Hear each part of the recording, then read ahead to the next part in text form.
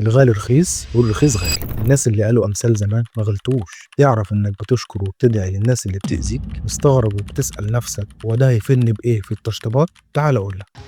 تعال. خلينا في الأول متفقين إن كل مجال فيه اللي عنده ضمير وفيه اللي ما عندوش. أنا بقى هكلمك على اللي ما عندهمش ضمير، اللي بيشتغلوك وأنت بتدعي. تبدأ الحكاية لما حضرتك بتقرر تنزل وتلف تسأل وتجيب أسعار، وفي نهاية اليوم السياحي ده بعد ما تجمع 100 كارت من المعارض تكتشف إن في واحد ابن حلال قال لك أرخص سعر، لأنك غالبا زي ابنه أو إنه ارتاح لك. هيعيط من الإيمان والتقوى. فحضرتك تبادله نفس الشعور وتشوف النور اللي خارج من وشه. انت مالكش فلوس عندي.